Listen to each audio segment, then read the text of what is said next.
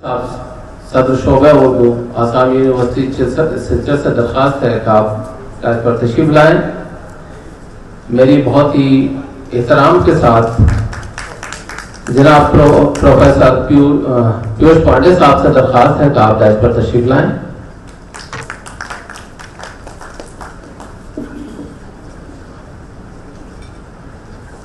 हाज़रीन, Ghalib institute की एक रिवायत रही है कि वो अपने मेहमानों का इस्तकबाल फूलों की जगह किताबों से करते हैं। मैं तमाम हाज़रीन की जानिब से प्रोफेसर राजीव मोहन पंत साहब की खिदमत में किताबें पेश करने की इजाज़त चाहता हूँ।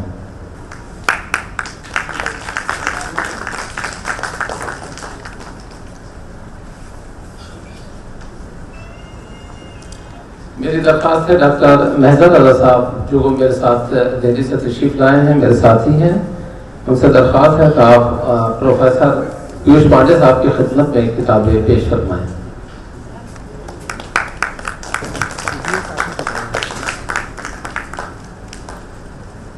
जनाब अब्दुल तौफीक साहब से दरख्वास्त है कि आप डॉक्टर जावेद रहमानी साहब की खिदमत में दीवान गालिब उर्दू पेश फरमाएं। गुलजार साहब से कब तो आम स्क्रीन देखा पा आम कथा आम जस्ट रेकर्ड कर दो रोजा बैनुल अक़वामी गालिब सेमिनार 22 शोबा उर्दू आसाम यूनिवर्सिटी सिलसिला आसाम बाउनवान गालिब के खतूत की अदबी व सकाफती अहमियत। हाज़रीन, गालिब के चंद अशार से मैं अपनी बात का आगाज करना चाहता हूँ। हूँ गर्मी निशाते तसव्वुर से नग़मसंज, मैं अनगरीब गुलशने न आफरीदा हूँ। ये गालिब ने खुद अपने लिए ये शेर कहा था। है और भी दुनिया में सुखनवर बहुत अच्छे, कहते हैं कि गालिब का है अंदाज़ बयां और नक्श फरियादी है किसकी शोफ़ी तहरीर का, कागजी है पैरहन हर पै करे तस्वीर का। बनाकर फकीरों का हम भेस गालिब तमाशाए अहले करम देखते हैं। रगों में दौड़ते फिरने के हम नहीं कायल, जब आंख से ही न टपका तो फिर लहू क्या है। गोहात को जुम्बिश नहीं आंखों में तो दम है, रहने दो भी सावर और मीना मेरे आगे।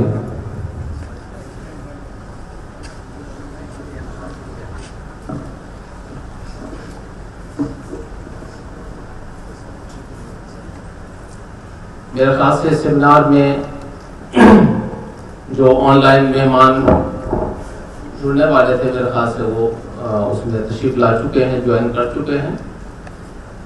आली जनाब नजीब जंग साहब साबिक लेफ्टिनेंट गवर्नर दिल्ली, जस्टिस जनाब मदद गुरेज अहमद साहब साबिक chief justice Jammu Kashmir, professor Rajiv Mohan Pant sahab vice chancellor Assam university Silchar, professor Sajifur Rahman Kidwai sahab, जनाब आर चंद्रनाथन साहब साबिक डीजीपी मेघालय, जनाब श्री अमन शर्मा साहब IAS सेक्रेटरी NCERT, जनाब प्रोफेसर पीयूष पांडे साहब, मेरे बड़े भाई डॉक्टर जावेद रहमानी साहब सदर शोबा उर्दू आसाम यूनिवर्सिटी सिलचर और मुअज़्ज़ज़ हाज़रीन। गालिब इंस्टीट्यूट उर्दू के उन चंद नुमाइंदा इदारों में से है जिसने उर्दू अदब और उर्दू ड्रामे के फ़रोग़ के लिए मिसाली किरदार पेश किया है। 1969 में जब गालिब की वफ़ात के 100 बरस मुकम्मल हुए तो गालिब तक़रीबात को आला पैमाने पर मनाने का मंसूबा बनाया गया। उस वक्त हिंदुस्तान के सदर जमहूरिया डॉक्टर जाकिर हुसैन, वज़ीर आज़म मोहतरमा इंदिरा गांधी और कैबिनेट मिनिस्टर जनाब फ़खरुद्दीन अली अहमद ने इसी इदारे की बुनियाद रखी। फ़खरुद्दीन अली अहमद साहब का ताल्लुक इसी सूबे से है। उनका ताल्लुक आसाम गुवाहाटी या किसी मेरे ख्याल से आसाम के करीब मतलब गुवाहाटी के करीब किसी जगह से उनका ताल्लुक रहा है। उस वक्त से आज तक इदारा अपनी फालियत की मिसाल बना हुआ है। हर साल कई कौमी और बैनुल अक़वामी सेमिनार, ड्रामा फेस्टिवल, किताबों की इशाअत, मुशायरों का इनेकाद, कॉन्फ्रेंसेस, सकाफती तकरीबात के अलावा एक चश्माही रिसर्च जनरल गालिब नामे के नाम से शाया होता है। इंस्टीट्यूट ने 100 से ज़्यादा शायर गज़ल प्रोग्राम मुनक़िद किए हैं, जिनमें हिंदुस्तान के मारूफ गज़ल वो सिंगर्स ने अपना गालिब का कलाम वहाँ पर पेश किया है। इंस्टीट्यूट ने अब तक 200 से ज़्यादा किताबें शाया की हैं। गालिब इंस्टीट्यूट में एक गालिब म्यूजियम है, जिसमें अहद गालिब से मुताल्लिक़ नवादिरात बड़े तरीके से रखे गए हैं। कोई भी अदबी और सकाफती इदारा कुतुबखाने के बगैर अधूरा होता है। गालिब इंस्टीट्यूट में एक शानदार कुतुबखाना फ़खरुद्दीन अली अहमद रिसर्च लाइब्रेरी के नाम से कायम है। इस लाइब्रेरी में उर्दू फारसी अदब के मुताबिक निहायत अहम किताबों का ज़ख़ीरा है। खुसूसन गालिब से मुताबिक तकरीबन हर अहम किताब और रिसाला इस लाइब्रेरी में मौजूद है। गालिब पर तहक़ीक़ करने वाले स्कॉलर्स मुल्क और बैरून मुल्क से यहाँ तशरीफ़ लाते हैं और इस्तेफ़ादा करते हैं। हम सब ड्रामा ग्रुप गालिब इंस्टीट्यूट की ज़ैली शाख है। उर्दू ड्रामे में उर्दू ड्रामा और स्टेज को फ़रोग़ देने के लिए बेगम आबिदा अहमद ने इस ग्रुप की बुनियाद रखी थी। इस ग्रुप के तहत अब तक तकरीबन 150 से ज़्यादा ड्रामे स्टेज किए जा चुके हैं। गालिब इंस्टीट्यूट में 2 पुरशिको ऑडिटोरियम मौजूद है, जिनमें आए दिन अदबी व सकाफती तकरीबात मुनक़िद होती रहती हैं। गालिब इंस्टीट्यूट साल में 2 मरतबा दिल्ली से बाहर सेमिनार का इनेकाद करता है और उस सेमिनार की प्रोसीडिंग शाया करता है। इस सिलसिले में पूना, बेंगलोर, श्रीनगर, चेन्नई, रामपुर, चंडीगढ़, इलाहाबाद, बनारस, पटियाला, जमशेदपुर, लखनऊ, जयपुर, उदयपुर, आगरा, कलकत्ता वगैरह में सेमिनार मुनक़िद हो चुके हैं। हमारी कोशिश रहती है कि हिंदुस्तान के उन इलाकों में भी सेमिनार मुनक़िद किए जाएँ जहाँ उर्दू के इदारे कम हैं या जहाँ ज़्यादा ज़रूरत है। आसाम एक अरसे से हमारी फहरिस्त में था, लेकिन इत्तेफाक से ऐसी सूरत पैदा नहीं हो पा रही थी कि यहाँ आला पाए का सेमिनार मुनक़िद किया जाए। डॉक्टर जावेद रहमानी साहब इस सिलसिले में बहुत मावून साबित हुए। हम उनको क़याम दिल्ली के ज़माने से जानते हैं। निहायत एक्टिव और इल्मी मामलात से सरोकार रखने वाली शख्सियत के मालिक हैं। आपने ही आसाम यूनिवर्सिटी के इश्तराक को मुमकिन बनाया। मैं आपका और यहाँ के वाइस चांसलर जनाब राजीव मोहन पंत साहब का दिल की गहराइयों से बहुत शुक्र अदा करता हूँ कि आपके ताउन की वजह से ये शानदार बैनुल अक़वामी सेमिनार मुनक़िद हो रहा है। गालिब की शायरी ज़्यादातर सेमिनारों और किताबों पर मौजू बनती है, लेकिन आज के सेमिनार के लिए हमने उनके ख़ुतूत को मौजू बनाया है। जिस तरह गालिब ने अपनी शायरी में मुनफरिद अंदाज इख्तियार किया है, ख़ुतूत में भी वो अपना अलग उसलूब रखते हैं। एक ख़त में वो लिखते हैं, मैंने वो अंदाज तहरीर ईजाद किया है कि मुरासले को मुकालमा बना दिया। 1000 कोस से बदवाने कलम बातें किया करो, हिज में विसाल के मज़े लिया करो। वाकई गालिब ने मुरासले को मुकालमा बना दिया है। आदाब और अलकाब तकल्लुफ़ात को तर्क करके रास्त मुकालमे की राह निकाली, जिसने उर्दू नस्ल की तरक्की में एक अहम किरदार अदा किया है। मुझे यकीन है कि सेमिनार जो मकालात पेश किए जाएंगे, उनसे ख़ुतूत की तफ़हीम के कुछ नए ज़ाविये सामने आएंगे, और जब ये किताब की सूरत में छप कर आएंगे तो गालिबियात में एक अहम इज़ाफ़ा होगा। गालिब के गज़ल के चंद अशार पेश करने की इजाज़त चाहता हूँ। दर्द मिन्नत कशे दवा ना हुआ, मैं ना अच्छा हुआ बुरा ना हुआ। है खबर उनके आने की, है खबर गर्म उनके आने की, आज भी घर में गोरिया ना हुआ। जमा करते हो तुम रकीबों को, एक तमाशा हुआ गिला ना हुआ। कितने शीरीं हैं तेरे लब के रकीब, गालियां खा के बेमज़ा ना हुआ। क्या वो नमरूद की खुदाई थी, बंदगी में मेरा भला ना हुआ। जख्म कर थम गया लहू न थमा, काम कर रुक गया रवाना हुआ। कुछ तो पढ़िए के लोग कहते हैं, आज गालिब गजल सराना हुआ। बहुत शुक्रिया। अब मेरी सदर शोबे उर्दू आसाम यूनिवर्सिटी जनाब डॉक्टर जावेद रहमानी साहब से दरख्वास्त है कि आप मेहमानों का इस्तकबाल फरमाएं। सबसे पहले तो हमारे honourable vice chancellor professor Rajiv Mohan Pant साहब का बेहद बेहद शुक्रिया कि उनके बहुत सरगर्म ताउन के बगैर ये तकरीब मुनाकिद नहीं की जा सकती थी, और उनकी सरपरस्ती में हम लोगों ने ये छोटी सी कोशिश की है, जो हमारी विसात के मुताबिक बहुत बड़ी है, इसलिए कि जाहिर है कि हमारा जो डिपार्टमेंट है वो अभी बहुत छोटा, बहुत इनिशियल स्टेज में है, लेकिन प्रोफेसर राजीव मोहन पंत साहब की सरपरस्ती की वजह से हमने ये हिम्मत जुटाई कि हम ज़रा सही से एक बार आजमा करके देखें। इसी के साथ गालिब इंस्टीट्यूट का बहुत बहुत शुक्रिया कि जिन्होंने अपने ताउन से हमें नवाजा, और उनकी वजह से ये मुमकिन हुआ कि हम मुल्क भर से अलग अलग हिस्सों से डेलीगेट्स को इनवाइट कर सकें। गालिब इंस्टीट्यूट के बहुत फ़ाल डायरेक्टर डॉक्टर इदरीस अहमद साहब की कारकर्दगी में गालिब इंस्टीट्यूट मुसलसल गालिब से मुताल्लिक़ रिसर्च ओरिएंटेशन पर काम करता रहता है, और इनका एक बहुत बड़ा एजाज़ ये है कि ये इदारा वो है जो गालिब सदी तकरीबात के मौके पर कायम किया गया था, और इस इदारे को कायम किया था बुनियादी तौर पर फ़खरुद्दीन अली अहमद साहब ने, और फ़खरुद्दीन अली अहमद साहब का ताल्लुक भी आसाम से था। ये बहुत इंटरेस्टिंग पहलू है, वो हमारे सदर जमहूरिया हिंद थे, प्रेसिडेंट ऑफ इंडिया, और उनका ताल्लुक आसाम से था, और जब उन्होंने सदर जमहूरिया हिंद का ओहदा संभाला तो उन्होंने गालिब की शायरी, वो गालिब की शायरी के बहुत बड़े शायदाई थे, तो उन्होंने उसके लिए इनिशिएट किया, और उसकी वजह से हुकूमत की तरफ से ये इदारा कायम किया गया। तो मैं गालिब इंस्टीट्यूट का भी बहुत बहुत शुक्रगुजार हूँ। उनकी एक्टिविटीज़ का दायरा बहुत फैला हुआ है, ये साल में 2-3 बड़े सेमिनार ये दिल्ली में करते हैं, जो गालिब के मुतालियात के सिलसिले में, गालिब स्टडी के सिलसिले में माइल स्टोन का दर्जा रखते हैं। उनको वो पब्लिश भी करते हैं, और वो सभी रेफरेंस ओरिएंटेड होते हैं, और उससे हम सभी लोग बहुत कुछ सीखते रहे हैं मुख्तलिफ ज़मानों में। तो उन्होंने इतनी दूर आकर के आसाम में हमारे साथ कोलैबोरेट करते हुए ये सेमिनार करना मंजूर किया, इसके लिए हम उनके खुसूसी तौर पर शुक्रगुजार हैं। इसी के साथ प्रोफेसर पीयूष पांडे साहब, डायरेक्टर IQAC, उनके भी हम बहुत बहुत शुक्रगुजार हैं उनकी रहनुमाई के लिए। उसके अलावा प्रोफेसर बशीर अहमद साहब, प्रोफेसर कृष्ण मोहन झा साहब, प्रोफेसर कृष्ण मोहन झा साहब, और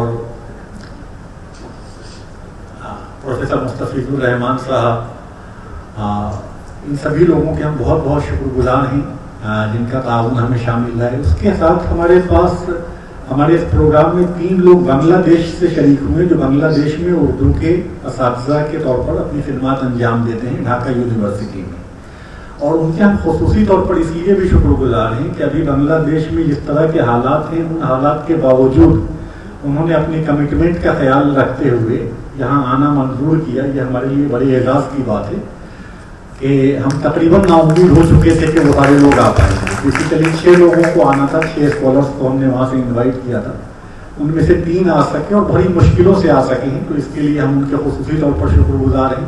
प्रोफेसर गुलाम रब्बानी साहब, प्रोफेसर रशीद साहब और लबीब अब्दुल्ला साहब, इन तीनों लोगों के हम शुक्रगुजार हैं कि ढाका यूनिवर्सिटी में बरसरकार हैं, उर्दू पढ़ाते हैं, उर्दू के तदरीस से वाबस्ते हैं, और ये हमारे ख़ास मेहमान हैं जो इस प्रोग्राम में दोनों दिन हमारे साथ रहेंगे। अब ज़रा सा मैं इस प्रोग्राम के बारे में कि ये प्रोग्राम हमें क्यों करना चाहिए, थोड़ा सा मैं इजहार ख्याल अगर हमें करना हो तो गालिब के बारे में हम आप सभी जानते हैं कि गालिब बुनियादी तौर पर जाने जाते हैं शायरी के हवाले से, और शायरी में गालिब सिर्फ उर्दू में एक्सेप्शनल नहीं है। उस टाइम की 19वीं सदी की ऑल इंडियन लैंग्वेजेस में जो हमारे चंद बहुत बरगुज़ीदा, बहुत सिलेक्टिव जो लोग हैं, जिन्हें हम किसी के भी सामने बिला तकल्लुफ़ पेश कर सकते हैं मिसाल के तौर पर, उनमें से वो एक है। और गालिब का मतलब ही अपने आप में चैलेंज है।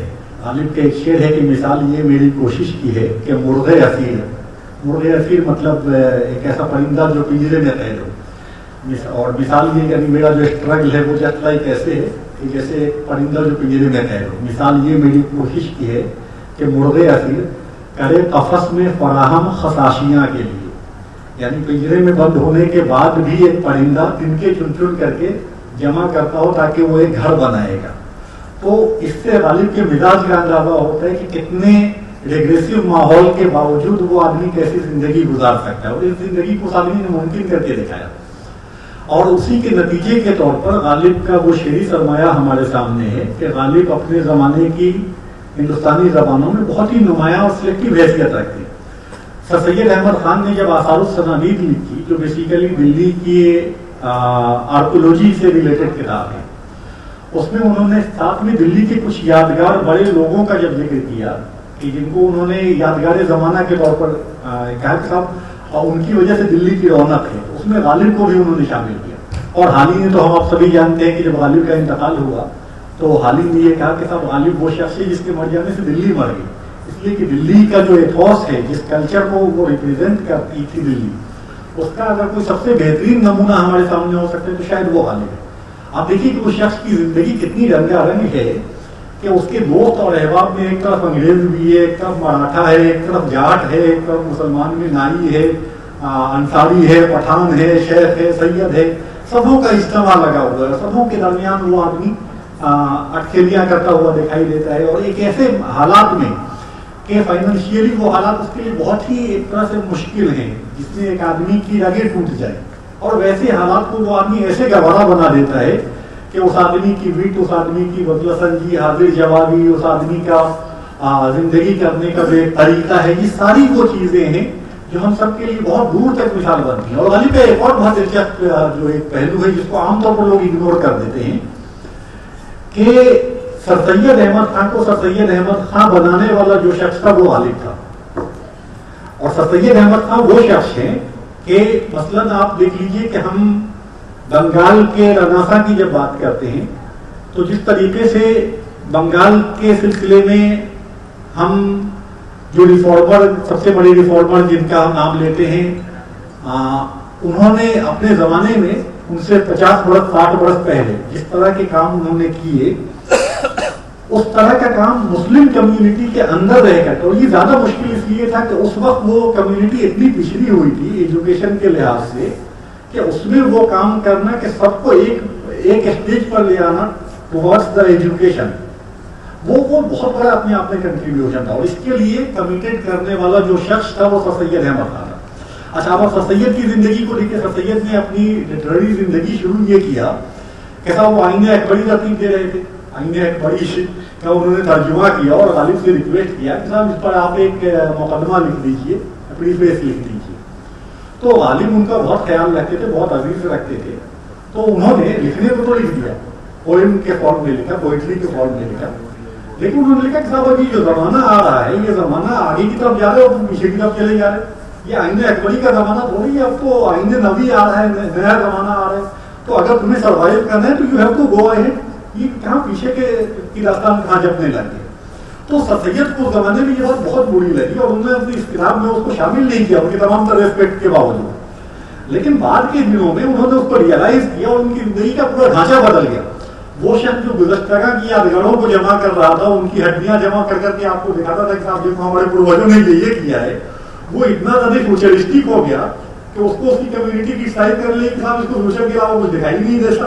तो ये बनाने वाला गालिब है। सर सैयद पैदा नहीं होते अगर गालिब नहीं होते, ये उनका एक बहुत बड़ा कंट्रीब्यूशन है। और गालिब की जो सबसे बेसिक चीज है कि वो आदमी हाईली प्रोग्रेसिव अपने जमाने का, उस आदमी ने प्रोग्रेस के सामने हर उस चीज को, आप देखिए खत में वो लिखता है बार बार कि साहब ये गुज़श्ता में हमारे गुजरे हुए लोगों में जो कुछ वो कह गए हैं वो पत्थर की लकीर थोड़ी ही है, वो भी हम जैसे ही आदमी थे। हाँ, ये हमसे 150 वर्ष पहले पैदा हो गए, तो आने वाला जमाना आप आगे की तरफ देखो, पीछे की तरफ क्या देखना, जिंदा कौमें आगे की तरफ देखती हैं।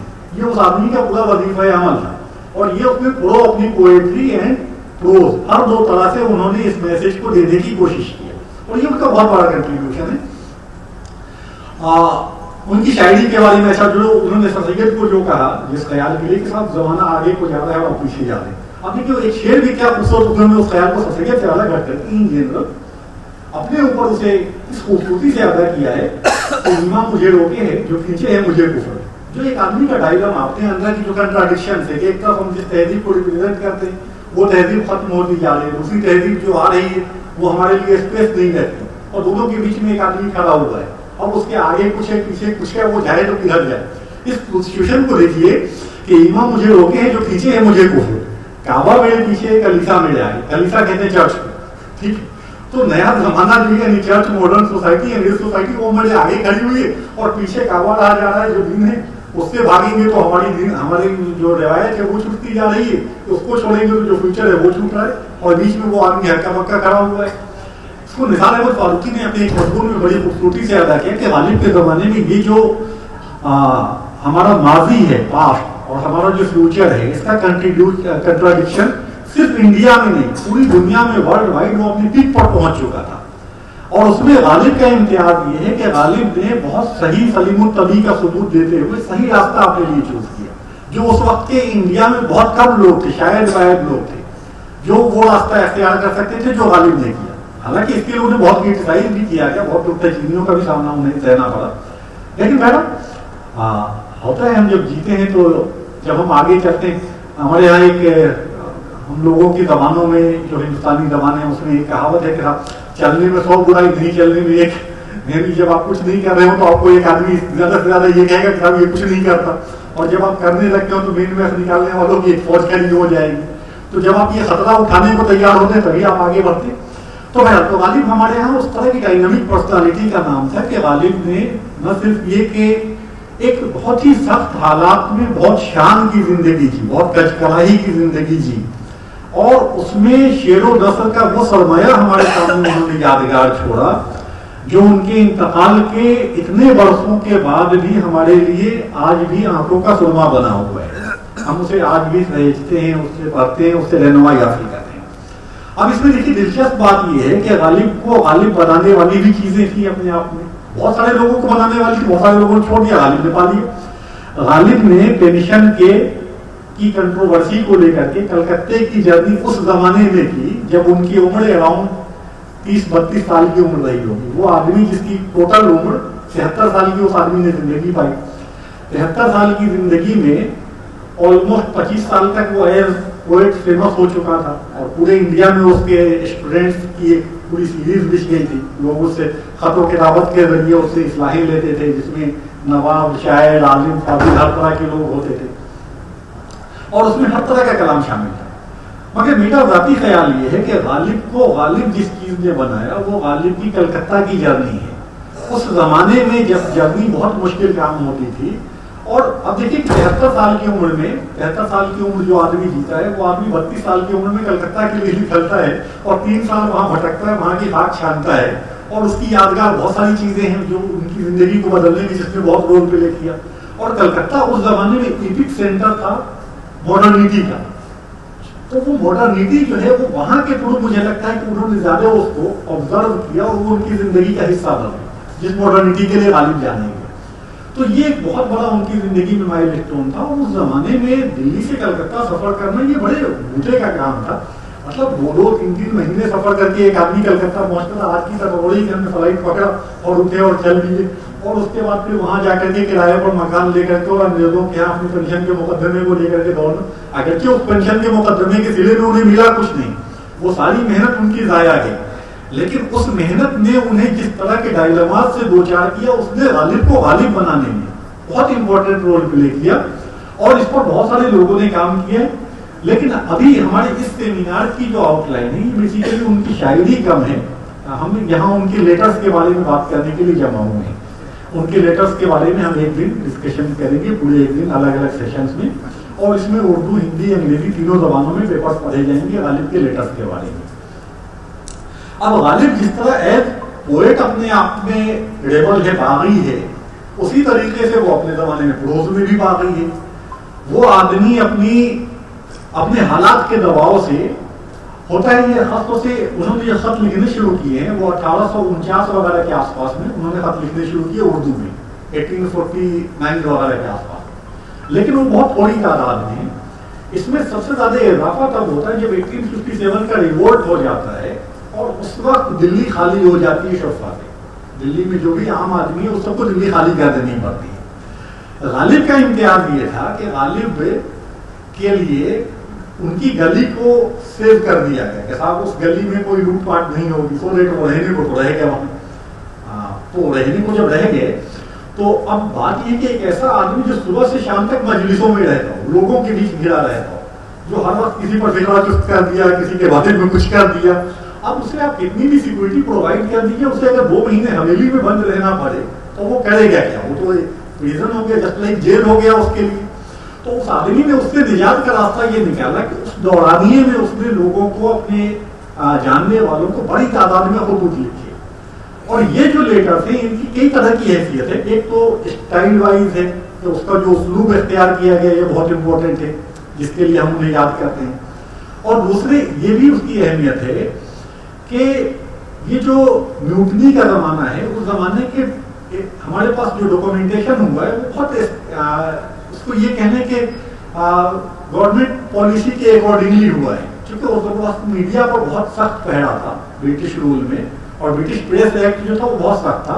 तो पब्लिकेशन के लिए लिखा जाने वाला हर लाइन या हर वर्ड हाईली स्क्रूटनाइज होता था। ये चूंकि लेटर के फॉर्म में लिखा गया है, तो उनके जहन में ये बात थी कि वो स्क्रूटनी से गुजारा जाएगा, और न उसे स्क्रूटनाइज किया गया। सो दैट जो उन्होंने याददाश्तें लिख दी वो हमारे लिए बहुत अहम, बाद के दिनों में एक हिस्टोरिकल इवेंट के तौर पर हमारे लिए रिकॉर्डेड रहेगी। तो उन पर हम बाकी अगले दिन जो हम सुबह से शाम तक अलग अलग जो पेपर्स पढ़े जाएंगे उसमें उसकी जो जो खुसूसियात हैं उन पर हम लोग गुफ्तगू करेंगे। यहाँ पर मैं दिल की गहराइयों से बहुत बहुत शुक्रिया अदा करता हूँ कि हमारे प्रोफेसर राजीव मोहन पंत साहब का, कि उन्होंने हमारे honourable vice chancellor professor Rajiv Mohan Pant साहब का, कि उन्होंने हमारे लिए ये अपॉर्चुनिटी प्रोवाइड की कि हम ये सेमिनार कर सकें। मैं बहुत दिल की गहराइयों से शुक्रगुजार हूँ ऑनरेबल साबिक lieutenant governor Delhi professor doctor Najeeb Jung साहब का, कि उन्होंने इस प्रोग्राम में अपनी मौजूदगी से इस प्रोग्राम का वक़ार बढ़ाने का फैसला किया, या वक़ार बढ़ाने का मौका हमारे लिए इनायत फरमाया। वो इस प्रोग्राम में ऑनलाइन हमारे साथ शामिल होंगे, और उन्हें चूँकि किसी ज़रूरी काम से जाना है, सो दैट में इनॉग्रल स्पीच के फौरन बाद उनको उनके हवाले में डाइस कर दूंगा, ताकि वो अपनी तकरीर दे करके, क्योंकि वो अभी आउट ऑफ स्टेशन है, कहीं बाहर है, और वो वहाँ से वो ज्वाइन कर रहे हैं, तो वो अपनी तकरीर बीच में करके चले जाएंगे। उसके बाद फिर हम आगे की जो कार्रवाइयाँ हैं हम उसे चलाते रहेंगे। और उसी तरह मैं बहुत बहुत शुक्रगुजार हूँ श्री चंद्रनाथन साहब का, जो फॉर्मर DGP थे मेघालय के, कि वो भी हमारे साथ ऑनलाइन शामिल हैं।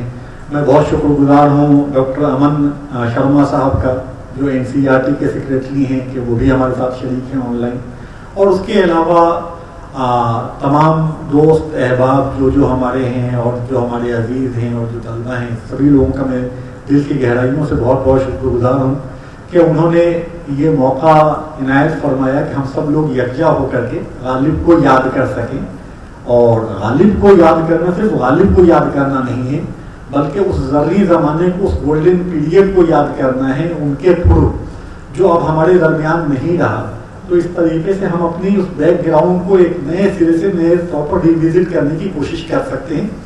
तो इसके लिए आप लोगों ने जो आसानियाँ फराहम की, जिसकी वजह से हम ये मौका निकाल सके, इसके लिए मैं आप तमाम हज़रात का दिल की गहराइयों से शुक्रगुजार हूँ। और मैं गुजारिश करूँगा इदरीस साहब से कि वो आगे की कार्रवाई करें।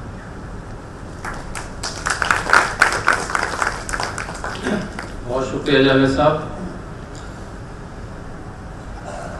हजरात, डॉक्टर नजीब जंग साहब से जो है मेरी अभी फ़ोन पे बात हुई थी, तो उन्होंने कहा कि मैं केरला के होटल में हूँ और यहाँ ज़बरदस्त तूफ़ान आया हुआ है और कोई पॉसिबिलिटी नहीं है कनेक्टिविटी की, तो उन्होंने माजरत कर ली। और आज के इस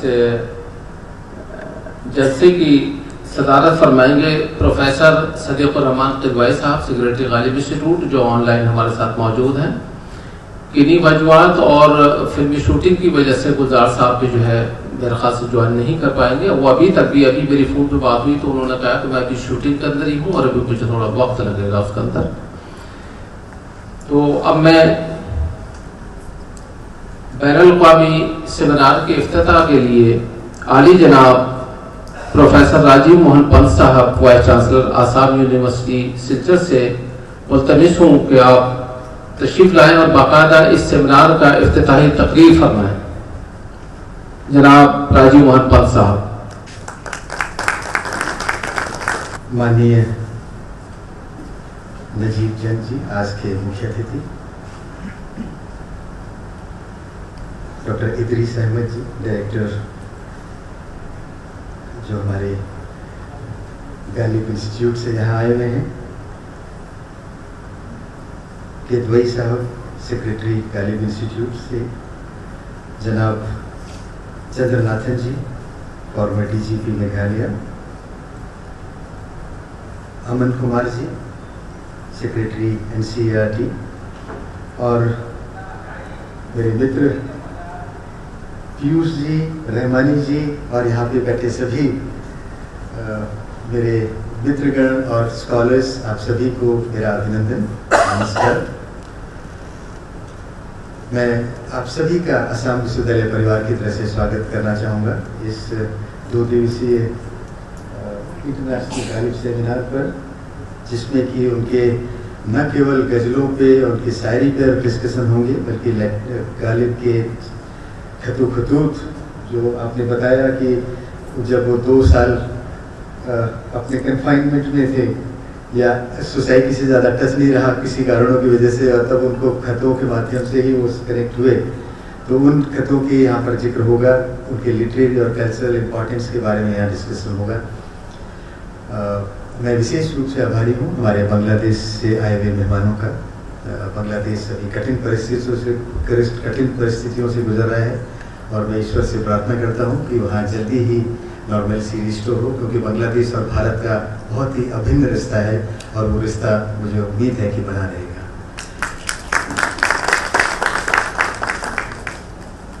गालिब साहब के बारे में मैं कुछ बात करूं इतने सारे विद्वानों के सामने, तो वो सूरज को दीपक दिखाने वाली बात होगी, क्योंकि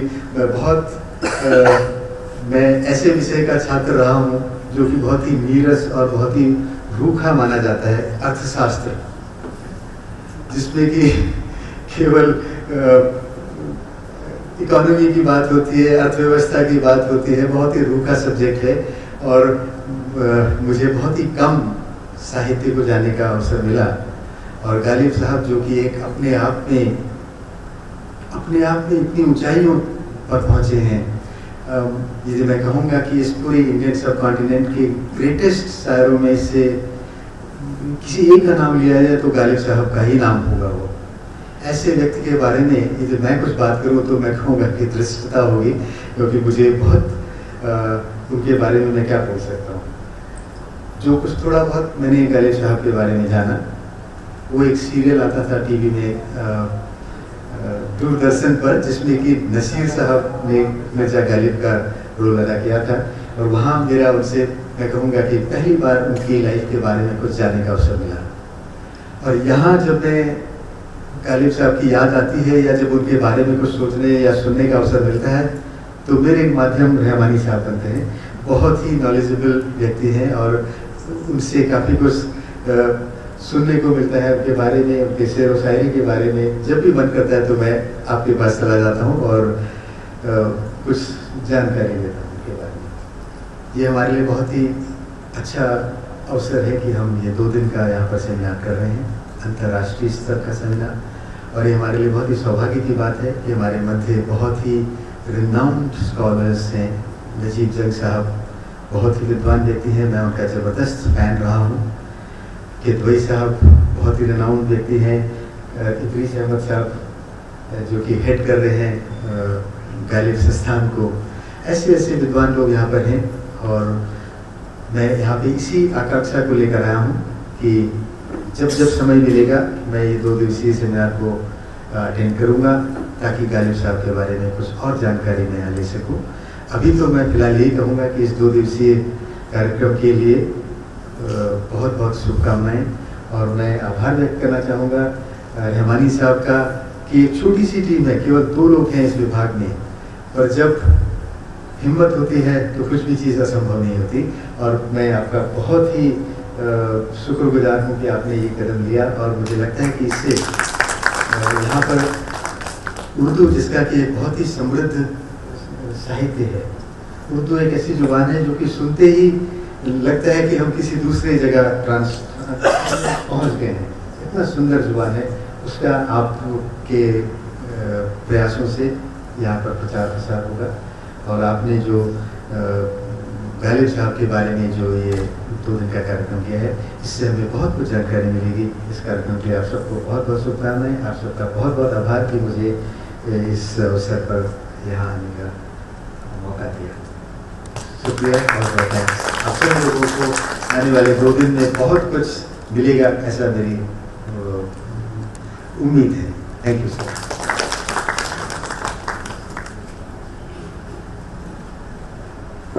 बहुत शुक्रिया आली जनाब प्रोफेसर राजीव मोहन पंत साहब। ये आपने दुरुस्त फरमाया कि हमारे जावेद रहमानी साहब दिल्ली को तो सूना करके चले आए और सिलसिले को आबाद कर दिया। ये उर्दू अदब का एक बेशकीमती हीरा है, इनको संजो करके रखिएगा, ये बहुत काम की चीज़ है। अब मैं बहुत ही अदब एहतराम के साथ मेघालय के साबिक डीजीपी जो कि हमारे साथ में ऑनलाइन ज्वाइन कर चुके हैं और हमारी इस प्रोग्राम को देख रहे हैं, उसमें शामिल हैं, जनाब आर चंद्रनाथन साहब से दरख्वास्त गुजार हूँ कि आप इस मौके पर अपने ख्यालात का इजहार फरमाएं। जनाब आर चंद्रनाथन साहब। जी शुक्रिया। ऑडियो ज़रा खराब है, इसलिए मैं माफ़ी चाहूँगा। मौजूद सामीन, professor Kidwai, professor doctor Javed Rahmani, ख़वातीन हज़रात, सबसे पहले तो मैं शुक्रिया अदा करना चाहूँगा Ghalib institute, Assam university Urdu department और प्रोफेसर जावेद रहमानी को मुझे इस इजलास में शरीक होने का मौका दिया। छोटा सा तालिब इल्म हूँ मिर्ज़ा गालिब का, और इस बात से बड़ी खुशी है कि आज की जो मजमून है उनके खतूत निगारी के बारे में, क्योंकि मैं दिल्ली में रहता हूँ। मिर्ज़ा गालिब की बातें जब भी होती हैं तो उनकी शायरी को लेकर होती, उनको दीवान को लेकर होती। दिल्ली में हर तीसरे महीने कोई ना कोई उन पर एक किताब शाया होती, और ज़्यादातर आपको अंग्रेजी में मिलेगी। लोगों का एक शौक है कि तशरीह करना उनकी शायरी का, उस पर तबसरा करना अच्छी बात है, लेकिन खुतूत निगारी के बाद कम ही लिखा गया।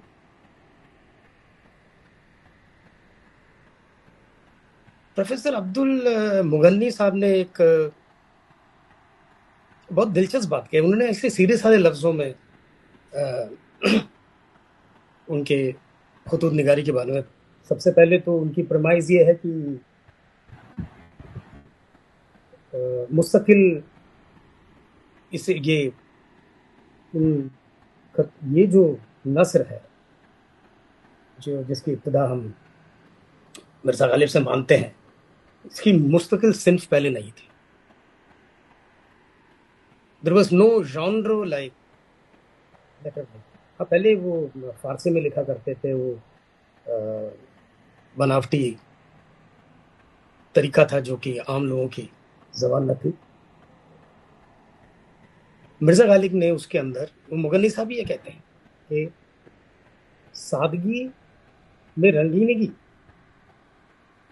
और पुरकारी लगी, वो तमाम चीज़ को वही एक्सप्लेन करते हैं। और आज जो शुरुआत के एड्रेस में बात कही, वो जो उन्होंने जो खत 1858 में महर को लिखा था उनके दोस्त को, उसमें एक अहम बात वो कहते हैं, जिस बात को नजरअंदाज करते हैं आजकल, कि ये मरासला नहीं, ये मुकलमा है। मैं जो तुम्हें लिख रहा हूं, इट इज नॉट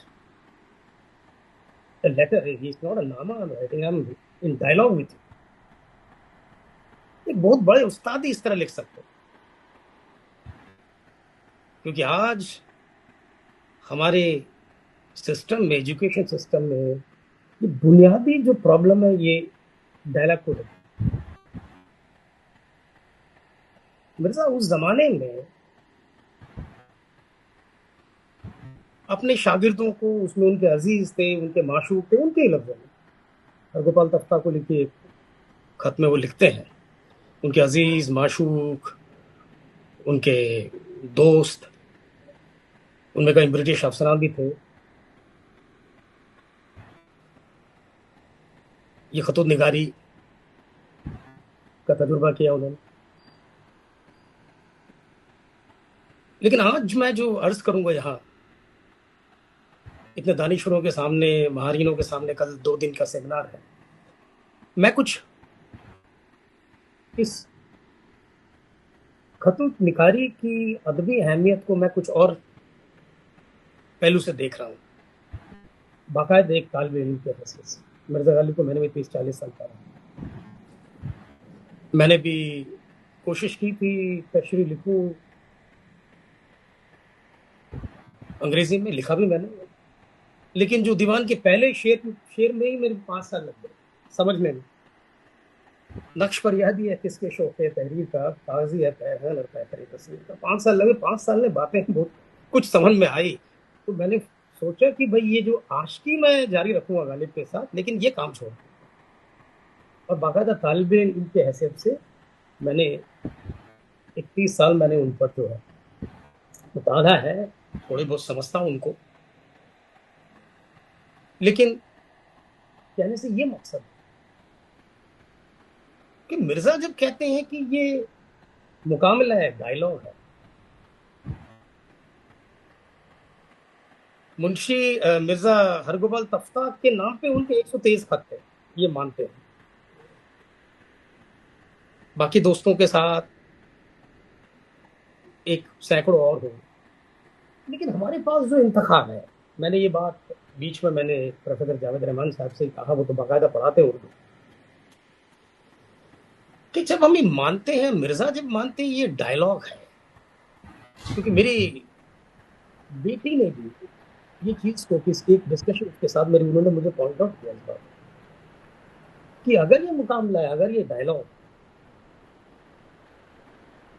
तो तफ्ता वो जो खुद ही फारसी के उनके दीवान थे, उनके पास महर बड़े नॉलेजेबल थे। शेफ्ता तो बड़े उस्ताद थे, शेफ्ता को सबसे ज्यादा मानते थे। वो कहते हैं कि जब तक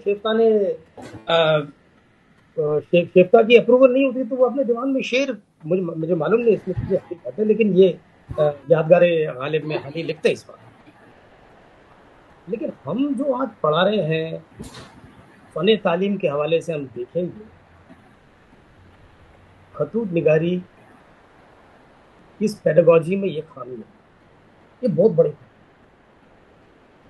क्योंकि सोशियोलॉजी ऑफ एजुकेशन में वो प्रॉब्लम सॉल्विंग एजुकेशन मानते हैं, उसके अंदर टीचर का, शागिर्द का, उस्ताद का, शागिर्द का, दोनों का होना चाहिए। तफ्ता ने क्या लिखा था, उन्होंने, शेफ्ता ने क्या लिखा, वो ब्रिटिश अफसरान थे, उन्होंने क्या लिखा। तो मैं समझता हूँ, मैं ये अर्ज करूंगा, मेरी सबमिशंस है छोटी सी, कि इस पर तहकीक हो, लोग कोशिश करें। डिजिटाइज कुतुब खानों का जमाना है, ऐसे दुनिया की बहुत लाइब्रेरीज कम बची हुई है जो डिजिटाइज नहीं हुई है। ये सारा जो सिलसिला है 200 साल पुराना ही है। कोशिश करें कि वो खतूत भी हमें मिल जाएंगे। फिर आप इसे बहुत खूबसूरत, बहुत अच्छी तरीके से, खूबसूरत है, इसे निसाबों में आप तरमीम कर सकते हैं, आप तब्दीलियां कर सकते हैं, जो मैं समझता हूँ बहुत ज़रूरी है आज के नस्ल को ये समझाने के लिए। वो ये बुनियादी सवाल करते हैं, मुझसे भी किया है, पूछा है, मेरी बेटी ने, पापा isn't it incomplete? Where is the dialogue? The giant of a scholar Mirza himself says in मुकालमत, where is the dialogue? You only having one side of it. ये पहली बात मैं ये कह रहा हूँ। दूसरी बात ये कि जबान, भाषा, बुनियादी चीजें क्या, तहरीर एक है, पढ़ना एक है, बोलना है। हमारे मुल्क के बहुत बड़े कल्चरल लिंग्विस्ट हैं प्रोफेसर घनश्याम देवी। मैं हाल ही में मैंने उनका एक लेक्चर सुना। वो हमारे देश में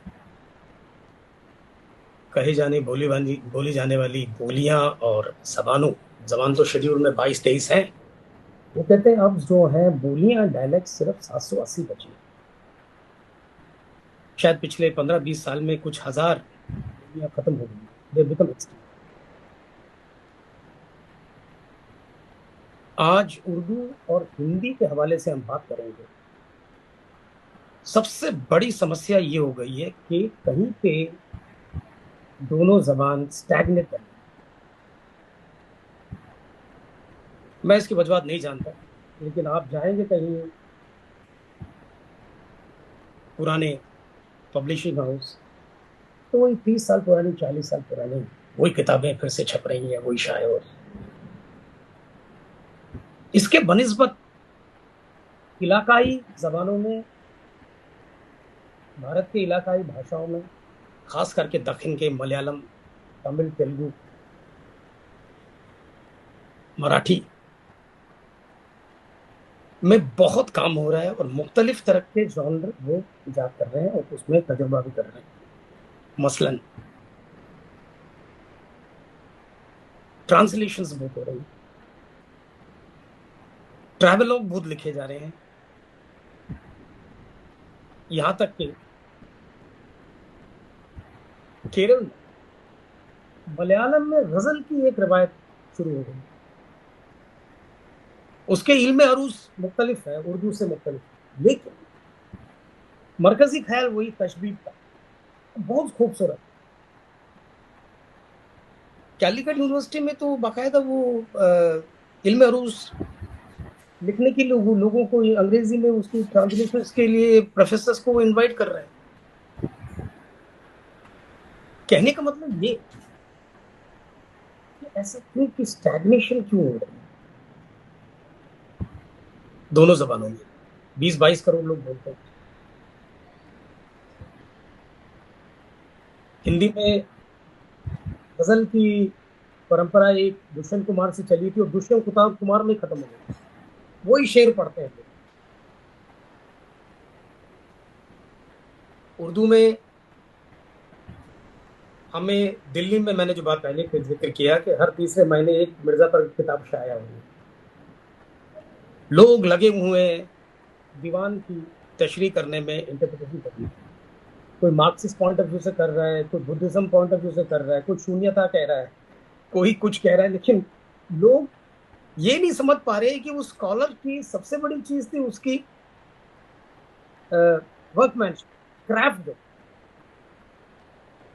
वो अगर इंसान इस बात को समझ जाए कि उसके क्राफ्ट क्या थी, तो वो ज्यादा उनके मुबालगों में, अलामतों के ज्यादा मीनिंग ढूंढने में नहीं रहेंगे, बल्कि उसकी पर्सनैलिटी को और भी बारीकी से समझने की कोशिश करेंगे। जावेद रहमानी साहब ने बताया कई उनके जिंदगी के कई अहम पहलू। लेकिन एक खामी यहाँ भी है जिस पर मैं आना चाहता हूँ, वो है कि अब भी हम तस्करों में, हैजियोग्राफी में प्राइमरी सोर्स, अब अली साहब की यादगार गालिब और उस पर ज्यादा प्राइमरी सोर्सेस में अब इजाफा नहीं करता। मगरब की यूनिवर्सिटीज में, खासकर में ऑक्सफोर्ड में, कोलंबिया में, ससेक्स में, MIT में ओपन सोर्स का जमाना है। बायोग्राफीज को इमोशनल हिस्ट्री के हवाले से लिखने की कोशिश की जा रही है और बहुत कमाल का काम हुआ है। ये प्रोफेसर प्रिचेक और शमशुर रहमान फारूकी साहब भी मिर्जा गालिब के हवाले से कहते हैं कि उस पर उनकी पर्सनैलिटी को एक कैफियत के हवाले से भी स्टडी करनी उनकी बहुत। वो काम अभी तक मुकम्मल हुआ नहीं। जो हम अभी ये तारीख लिखने का इस सिलसिला शुरू हुआ है, और अमेरिका में कई उस्ताद हैं, वॉल्टर आइजैक्सन साहब है, अभी उन्होंने लियोनार्डो दा विंची पे एक कमाल की बायोग्राफी लिखी, इटालियन जो हयात नौ है उस पर। वो पढ़े तो पूरी जो वो फेस के बारे में, वो शख्स के बारे में, दो चीज़ें हैं जब आप इमोशनल हिस्ट्री लिखते हैं। एक तो हाफिजा और इमोशंस, उसमें उस शख्स को आप तारीख में उसकी वो जगह ढूंढते हैं कि वो उस दौर के जो स्पिरिट, या जर्मन में क्या जाइट्सगाइस्ट क्या कहते हैं, उससे वो कितना मुतासिर था और उसने दौर को कितना मुतासिर किया। बतौर एक इंसान होने, उसको वो हैजियोग्राफी में लाते नहीं है, उसको एक उसका मुकाम एक बहुत ऊपर रखते नहीं है कि उसके अंदर कुछ इस तरह के खास एबिलिटीज थी, या वो इंसान नहीं था, उसके अंदर एहसासात नहीं थे, या उन चीज़ों से उठ गया था, वो बहुत बड़ा मिस्टिक था। इन चीज़ों से हटकर उसको उसकी जो इवैल्यूएशन एक इंसान के उस पर होती है, उसकी क्राफ्ट की स्टडी, मिर्ज़ा गालिब के ऊपर भी ये काम होना बाकी है, एक साइकोलॉजिकल स्टडी होना बाकी है। दूसरी बात मैं कहूँगा कि जब नस्र के हवाले से बात करते, ज़बान बोलना बहुत ज़रूरी है। अब जो खतूत में जिस तरह की खतूत निगारी है उनकी, हिज्र में वस्ल के मज़े लो, मतलब कमाल की चीज़ है। आप अगर इसमें इतने मौका से आप इसमें उस्ताद कोई, क्योंकि मैं भी ज़रा संगीत समझता हूँ, इसमें तो आप इसको तो तख्ती करने पे आप तो इसको नज़्म बना सकते हैं। बहुत मौसीकी, इसके अंदर मौसीकी है, जो प्रोफेसर मुगन्नी साहब ने ये भी नहीं कहा, यहाँ तक वो महदूद होकर रह गए। There is music to the ears in this prose and there is simplicity, there is originality. अब दिक्कत क्या है कि ये जबान क्या अब हम बोल रहे हैं, मैं दिल्ली में रहता हूँ, अब ये जबान तो दिल्ली में भी नहीं बोली जाती। तो अब आगे इसके कहीं हमने क्या सोचा है कि हम इसको कैसे सस्टेन करके रखेंगे। मेरी बेटी पीछे मंटो के अफसाना दिल्ली में उसके ड्रामा के फॉर्म में उन्होंने, तो मेरे पास आई, उसने मेरे से कहा पापा मैंने जब अफसाना पढ़ा था मेरे समझ में नहीं आया, लेकिन मैंने ड्रामा देखा तो बातें सारी मेरी समझ में आ गई।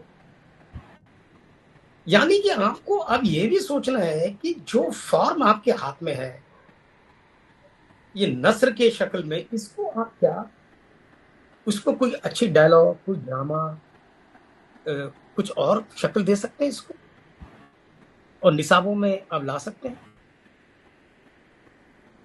और प्लेटफॉर्म्स बन गई हैं, ओटीटी। कल मैं ओलंपिक्स देख रहा था, एक एक प्रोग्राम के करोड़ों करोड़ों में व्यूअरशिप, यूट्यूब, सोशल मीडिया,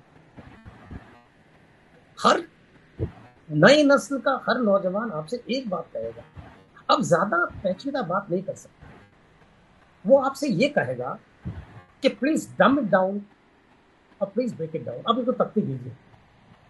हमारे पास अब वो, उनके पास वो टाइम नहीं है, वो अटेंशन स्पैन कम हो चुकी है। लेकिन ये जो चुनौती है, जो चैलेंज है, वहां एक बहुत बड़ी अपॉर्चुनिटी भी है जिसका हम फायदा नहीं उठा रहे। और इलाकाई भाषाओं में आप अगर कोई भी दक्षिण की जबान देखें, वो लोग बहुत आगे निकल चुके हैं।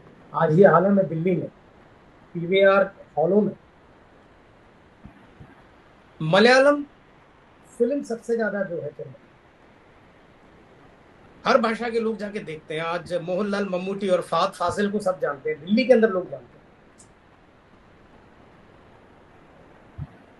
तो कंटेंट जो है, मवाद है, उस पर काम करना तो जरूरी है, लेकिन आपको उसको फॉर्म भी देना है। अब अगर अच्छी फॉर्म दे पाएंगे तब आप इस जबान को जिंदगी देंगे, इस जबान को आगे बढ़ाएंगे, इस जबान के अंदर आप और शिद्दत लाएंगे। और मैं ये नहीं कहता कि जबानें कुछ 20-22 करोड़ लोग जो बातें करते हैं, उसमें कोई उस तरह की कोई प्रॉब्लम नहीं है कि वो खत्म हो जाएगी, लेकिन एक क्वालिटी का सवाल है, एक बोलने के सलीके का सवाल। यादगार गालिब में वो जो आज के मजमून में ये भी है, सकाफती तहजीब के हवाले से क्या है उसकी अहमियत। सारे दोस्त तो उनकी उम्र में छोटे थे, लेकिन मुरव्वत और लिहाज तो उनकी मेन क्वालिटी थी, जो उससे बात करते थे, मुखातिब होते थे, इसमें वकार और शाइस्ते के हवाले से क्या क्या चीजें हैं, इसको कैसे आप समझाएंगे। आज पब्लिक स्पेस में सबसे बड़ी दिक्कत क्या है कि लोग बात करना नहीं जानते। जो इदारों में काम करने वाले भी नहीं जानते, जो लोग जाते हैं वहां काम लेने के लिए वो भी नहीं जानते। चाहे वो बसों के क्यू में हो या एयरपोर्ट में हो, ये हम रोजमर्रा की बातें हम रोज फील करते हैं इसमें। अब ये चीजें जो है कैसे सिखाई जाएंगी, कैसे सस्टेन कर जाएगी, ये बहुत बड़ा सवाल है तहजीब के हवाले से। मैं समझता हूं इस पर जो है, अगर आप एक अच्छे हिसाब में ये तमाम जो जो जो माशरे में जो चेंजेस हो रही हैं उसको आप if you don't take it to consideration that you will not go very far. ये अब सेमिनारों में ये सब बातें मैं भी बोलते रहते हैं। मिर्जा गालिब का मकाम बहुत ऊंचा है, बहुत बड़ा है। हम दिल्ली के रहने वाले हैं, हमें बहुत तमीज मिली है, लेकिन ये भी फील करते हैं कि ये जबान को हमें अगर जिंदा रखना है, खास करके हिंदी और उर्दू में, क्रॉस कल्चरल इन्फ्लुएंस जो है बहुत कम हो गया, ना के बराबर। और भाषाओं की और ज़ोज़ों की अच्छी तर्जुमा नहीं है, और सिंफ में लिखने का काम नहीं शुरू किया, ट्रैवलॉग नहीं है, अच्छे ट्रांसलेशंस नहीं है। मुझे अब भी याद है कि मेरी अम्मा ने आज से 50-60 साल पहले वॉर एंड पीस पढ़ी थी, मलयालम तर्जुमा। उन्होंने क्राइम एंड पनिशमेंट पढ़ी थी, मलयालम में तर्जुमा हुई थी। आज से 50-60 साल पहले मलयालम में ये सब चीजें जो है तर्जुमा हो गई थी। और हमें अपने देश की भाषाओं के आपस में कुछ वो नहीं, समझ नहीं। और दक्षिण में जाएंगे तो कम से कम मैं आपको 20-30 स्कॉलर से मिला दूंगा जो हिंदी और उर्दू के अच्छी जानकारी रखने वाले हैं। लेकिन मुझे दिल्ली में या दिल्ली के आसपास कोई एक हिंदी भाषी या उर्दू भाषी नहीं है कि जो कि मलयालम और तमिल का स्कॉलर मुझे आज तक मिला नहीं। ये बहुत संजीदा मसला है और इसमें सोचना बहुत जरूरी है। पीछे मेरे पास कोई बेस्ट ऑफ उर्दू के अंदर भी देखिए किस तरह की बात, बेस्ट ऑफ उर्दू पोइट्री अंग्रेजी में तर्जुमा थी। मैं जिसने तर्जुमा किया नाम नहीं लूंगा, बहुत बड़े शख्स हैं, तो मुझे दिया गया, मैंने देखा उसके अंदर बेस्ट ऑफ उर्दू पोइट्री में दखन बिल्कुल भी नहीं। वहाँ कुली कुतुब शाह नहीं थे, वहाँ वली नहीं थे, वहाँ सिराज नहीं थे, वहाँ मखदूम मोहिउद्दीन नहीं थे। तो मैंने उनसे कहा, मियाँ ये बेस्ट ऑफ उर्दू पोइट्री कैसे हो गए? इसमें तो शायद ये लिख देते anthology, how it is become best. तो हमारे जो नॉलेज की भी हालत ये है कि हम अपने आप को ही नहीं जानते। तो आज ये 2-3 बातें थी, मुझे मालूम नहीं कि ये आज के सेमिनार में की क्या अहमियत है, लेकिन मुझे सोचा थोड़ा सा तालिब इल्मों दानिशोरों के बीच में बैठूंगा। तो ये कुछ बातें हैं जो मैं फील करता था, मैंने कहा आपके सामने रखूं। और मैं इस कॉन्फ्रेंस को 2 दिन मैं समझता हूँ उसके अंदर कुछ काबिल अमल बातें निकल के आए, अच्छी डेलिब्रेशंस हो, अच्छी डिस्कशन हो, और एक मिर्ज़ा के खतून निगारी पे कुछ ओरिजिनल पेपर्स तैयार हो। मैं इतना कहकर अपनी बातें यहीं खत्म करता हूँ। शुक्रिया। बेहतरीन गुफ्तगू की है। अब मैं इस यूनिवर्सिटी के एक प्रोफेसर जनाब पीयूष पांडे साहब से गुजारिश है कि आपसे मिलाद के ताल्लुक से अपने ख्यालात का इजहार फरमाएं।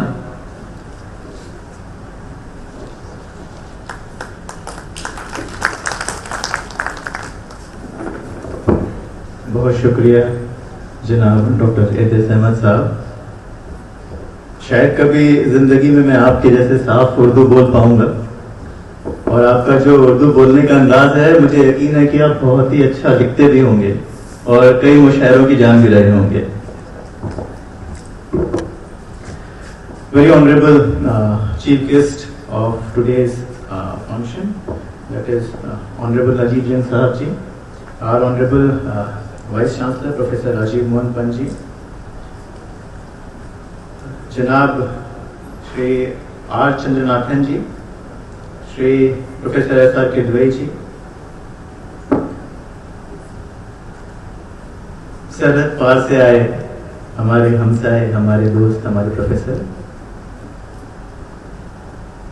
मंच के सामने बैठे हमारे आदरणीय प्रोफेसर, मेरे मित्र, colleagues, scholars, students, first and foremost ये मेरा कर्तव्य है कि मैं आपको बधाई दूं, जिनका नाम मैंने नहीं लिया, मंच पर बैठे हैं और इस कार्यक्रम के पीछे हैं।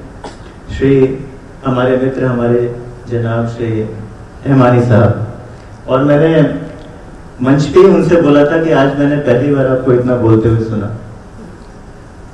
रहमानी साहब बहुत ही कोमल, बहुत ही संवेदनशील व्यक्तित्व के धनी व्यक्ति हैं, और सिर्फ उन शब्दों का इस्तेमाल करते हैं जिसकी आवश्यकता होती है, उससे ज्यादा नहीं बोलते।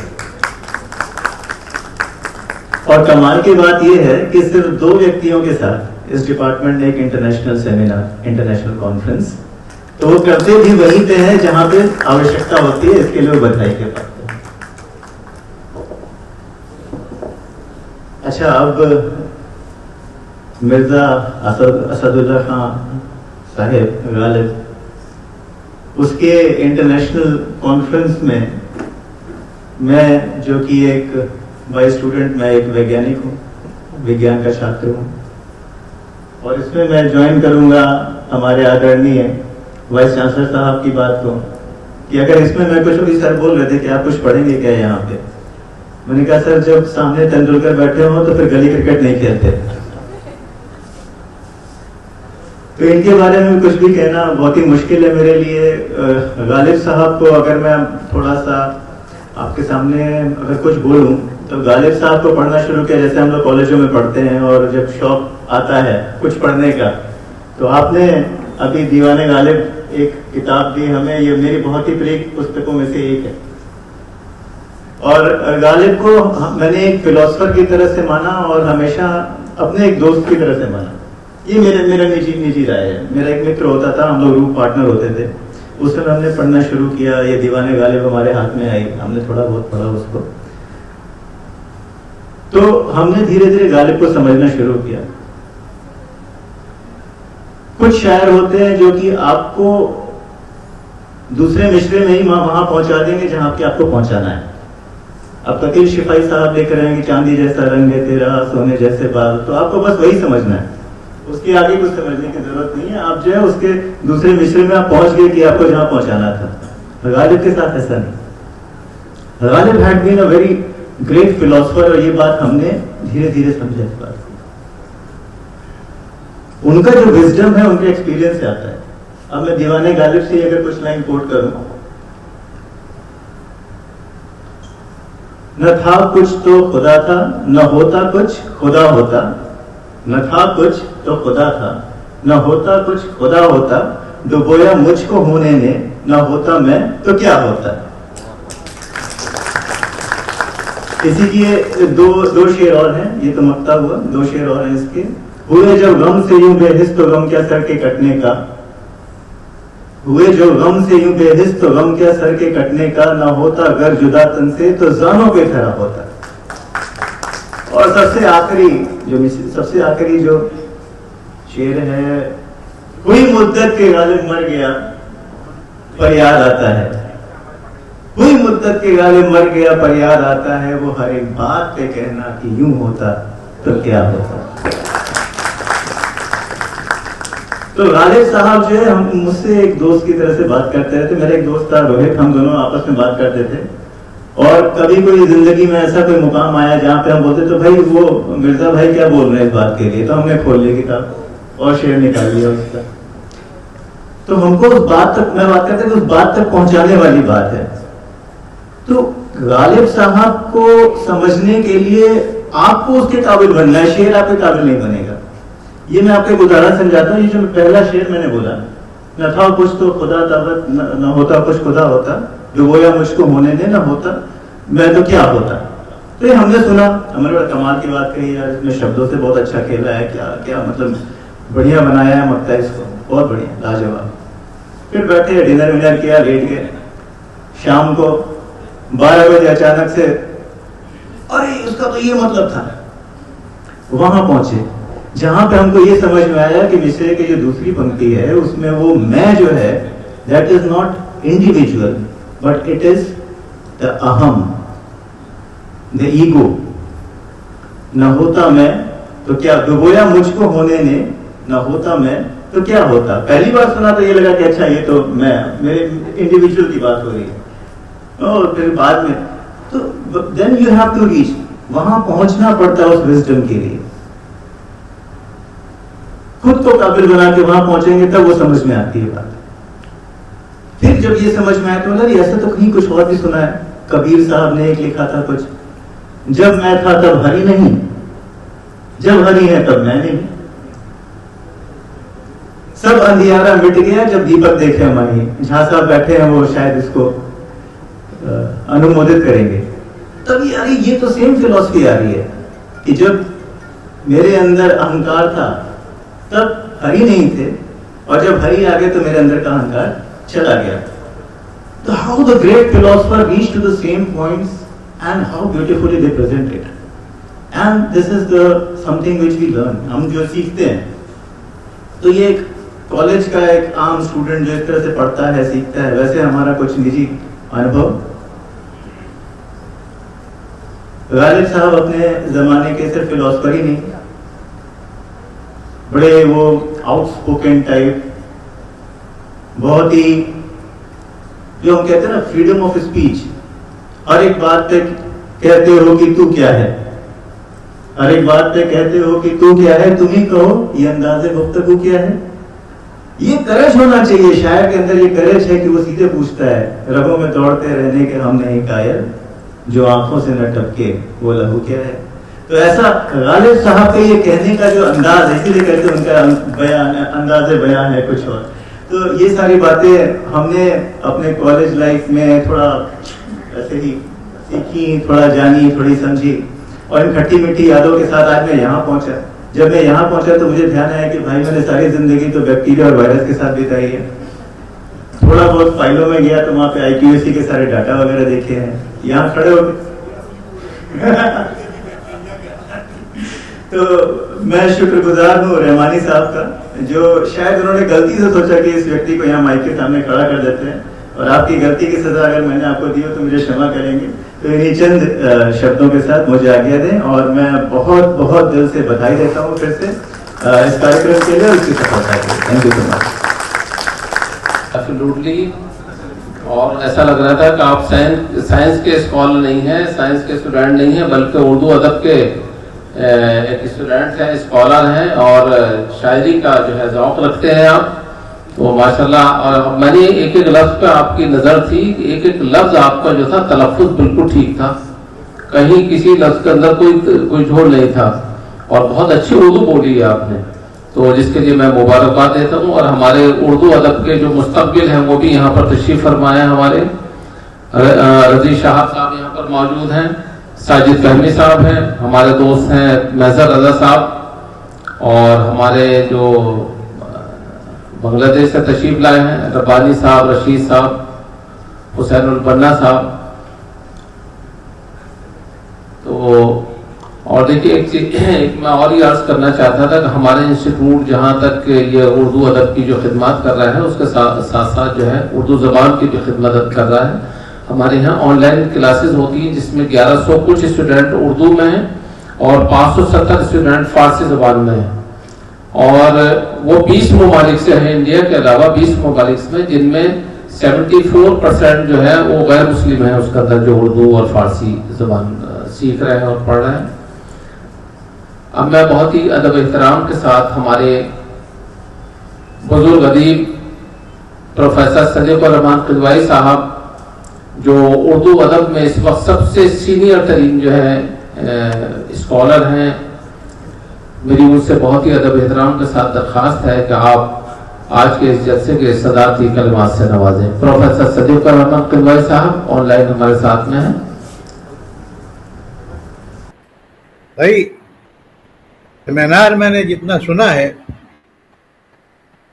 कुछ हिस्सा मैं सुन सका हूँ, ज़्यादा नहीं सुन सका हूँ, लेकिन मुझे ये देखकर बहुत खुशी हो रही है कि गुवाहाटी में इतने अदब से दिलचस्पी रखने वाले और गालिब से दिलचस्पी रखने वाले दोस्त मौजूद हैं कि उनकी बदौलत इतना बड़ा जश्न वहाँ हो रहा है।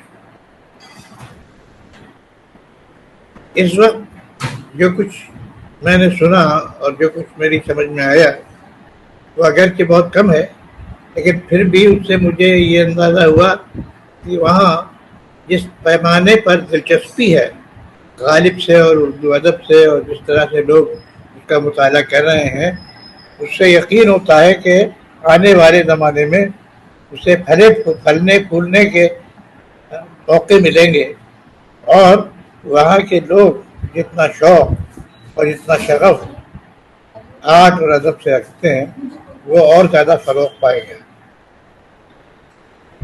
इस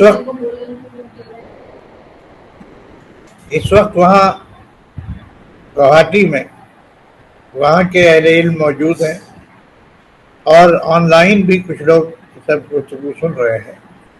तो मैं समझता हूँ कि सेमिनार जैसे जैसे आगे बढ़ेगा और इसके अंदर नए नए मसाइल और गुफ्तगू के लिए सवालात उठाए जाएंगे तो फिजा और बेहतर होगी और ये सेमिनार और ज़्यादा दिलचस्प और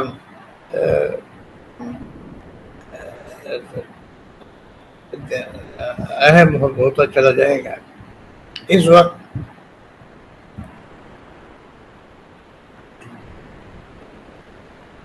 इनाग्रल सेशन है और इनाग्रल सेशन में यही कहा जा सकता है बेहतरीन ख्वाहिशात के साथ कि आने वाले वक्त में जो पर्चे पढ़े जाएंगे वो अपने अंदर कुछ ऐसा मवाद, ऐसा मटेरियल ज़रूर रखेंगे कि जो हमारे लिए नया और दिलचस्पी का बायस होगा। क्योंकि गालिब पर एक अरसे से बहुत कुछ कहा जा रहा है, लिखा जा रहा है, और न सिर्फ गालिब पर बल्कि इल्म व अदब के हर सन्फ में बहुत कुछ काम हो रहा है, लेकिन कुछ नया पर किसी नए अंदाज से समझना और देखना और चीज़ों को तोड़ना ये बहुत कम होता है। चुनांचे गालिब के बारे में भी वही पुरानी बातें जो गालिब के खतूत में हैं, ये गालिब अपने शायरी में कह चुके हैं या गालिब के बायोग्राफर कह चुके हैं, उन्हीं बातों की तकरार करना काफ़ी नहीं है, बल्कि उनके बारे में कुछ नए ख्यालात, उनकी शायरी का नया इंटरप्रिटेशन और कुछ नए तरीके से उन्हें समझने की कोशिश करना चाहिए। ऐसा हो रहा है और हुआ है। अंग्रेजी में भी बहुत कुछ लिखा गया है गालिब के बारे में, और उर्दू में भी गालिब के बारे में नए नए सवालात उठाए गए हैं, लेकिन ज़रूरत इसकी है कि उनको आगे बढ़ाया जाए और उन पर बातचीत हो, क्योंकि गालिब नए हैं। अपनी जो उनकी शायरी की खूबियाँ हैं, उनकी शख्सियत की जो खूबियाँ हैं, उनकी वजह से हम कह सकते हैं कि वो उन लोगों में हैं जो पुराने नहीं हुए और जो पुराने होंगे भी नहीं, और न क्योंकि नए आने वाले लोग उन्हें जिस अंदाज से सुन रहे हैं और देख रहे हैं वो उसमें नया मवाद है, नए तरीके हैं, जिनसे उन्हें देखा जा सकता है। तो इसलिए मैं समझता हूँ कि, और ये बड़ी अच्छी बात है कि गुवाहाटी में सेमिनार हो रहा है, वहाँ यकीनन ऐसे लोग होंगे जिन्होंने अपने अंदाज से गालिब को समझना और पढ़ने की कोशिश की है और कुछ लिखा होगा। चाहे हम इसकी तवक्को करते हैं कि गालिब पर वहाँ जो मकालात पेश किए जाएंगे उनमें हमें बहुत कुछ नई बातें मिलेंगी, नई बातें गालिब के बारे में भी और गालिब के बारे में सोचने के लिए भी। अदब एक ऐसी चीज़ है, आर्ट एक ऐसी चीज़ है जो शाकिर तो जामिद नहीं होता, रुकता नहीं है कभी। इंसानी ज़िंदगी और इंसानी जहन के साथ साथ वो भी आगे बढ़ता है, तरक्की करता है, फलता फूलता रहता है और नए नए सवालात पेश करता है। चुनांचे हमें ख्वाहिश हमारी ये है कि गालिब के बारे में भी हमारे सेमिनार में नए सवालात उठाए जाएं, नए तरीके से उन्हें इंटरप्रेट किया जाए और जो कुछ कहा जा चुका है उसको एहतराम करने के बावजूद हमें आगे की तरफ देखना चाहिए, आगे की तरफ बढ़ना चाहिए। मैं जावेद रहमानी साहब जो हमारे पुराने दोस्त हैं JNU के और बहुत अरसे उनसे हमारा ताल्लुक़ रहा है, मैं समझता हूँ उन्होंने वहाँ उर्दू के शोबे में ये काम करके बहुत ही बड़ी खिदमत अंजाम दी है और मैं समझता हूँ कि ये सिलसिला जारी रहेगा। गालिब बहुत मकबूल है, लेकिन इसी एतबार से वो मुश्किल भी है कि उनको जिस तरीके से देखा गया है उसको आम तौर से लोग समझ नहीं सकते। बहरहाल मैं जावेद रहमानी साहब का गुवाहाटी में यूनिवर्सिटी का और वहाँ की शोबा उर्दू का बहुत ममनून हूँ कि उन्होंने इतना बड़ा जश्न दुआ किया है और मुझे यकीन है कि ये कामयाब होगा और इसमें हिंदुस्तान के और हिंदुस्तान से बाहर के भी लोग शरीक हो रहे हैं। लिहाजा उसके अंदर नई नई राहें निकलेंगी जिनका हमें इल्म यहाँ होगा। मजबूरी फासले की है, हम यहाँ से बैठकर वहाँ हर चीज़ न सुन सकते हैं न देख सकते हैं, अगरचे उसके बावजूद हमने कोशिश की और बहुत कुछ हमने देखा और सोचा समझा है। तो मुझे उम्मीद ये है कि ये सेमिनार आज और कल भी बहुत कामयाब होगा और इसमें जो कुछ कहा जा रहा है वो बाद में जब शाये होगा तो उसकी अहमियत और ज़्यादा होगी। मैं बहुत बहुत शुक्रिया अदा करता हूँ और इस एजाज़ के लिए ख़ास तौर से ममनून हूँ कि आपने मुझे इस जलसे की सदारत के लिए बुलाया। मैं यहाँ दिल्ली में बैठे हुए उसकी सारी कार्रवाई सुन रहा हूँ और देख रहा हूँ और मुझे यकीन है कि फासले और टेक्नोलॉजी की मजबूरी के बावजूद जितना कुछ मुमकिन है मैं उतना देख सकूँगा और सुन सकूँगा। बहुत बहुत शुक्रिया। सदारती तकरीर के बाद में जो है ये आज का इफ्तिताई जलसा ख़त्म होगा और उसके बाद 6:30 या 7 बजे शामा गज़ल प्रोग्राम मुनक़िद होगा।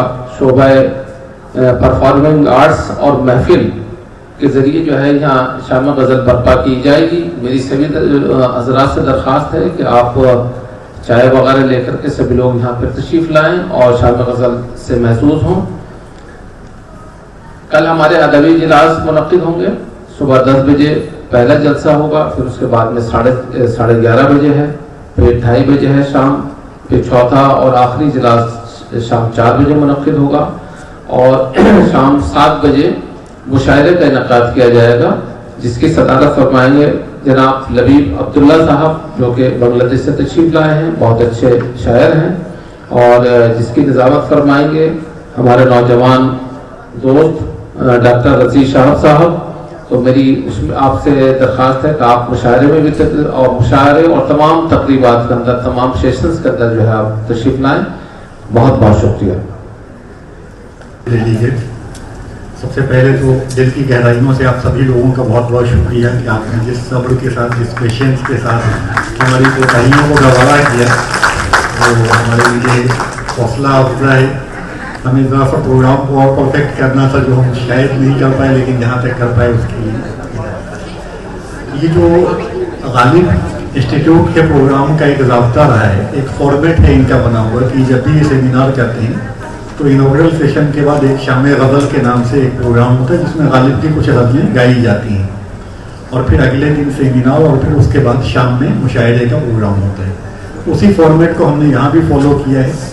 तो यहाँ जो हमारा परफॉर्मिंग आर्ट्स डिपार्टमेंट है, उसके जो बहुत ही टैलेंटेड स्टूडेंट्स हैं और उनको उनकी तरबियत करने वाले जो टीचर्स हैं, वो उनके ताउन से, और कुछ यहाँ जो लोकल टीम है जो सिलचर में प्रोफेशनली वो लोग गाते हैं, गज़ल वगैरह के प्रोग्राम से वो गाते हैं, कुछ उनकी मदद से, जिसको अनिकेत वर्मा साहब लीड कर रहे हैं, वो अभी आप लोगों के सामने गालिब की कुछ गज़लें पेश करेंगे, और मेरा ख्याल है कि हम सभी लोग शायद उससे लुत्फ उठा सकेंगे।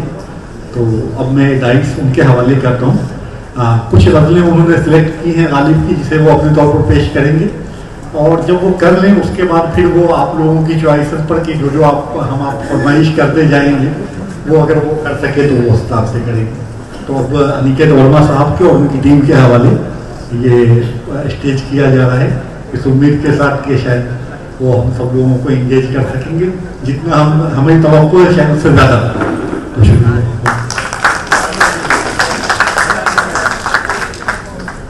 मौजूद सभी को मेरा आदाब।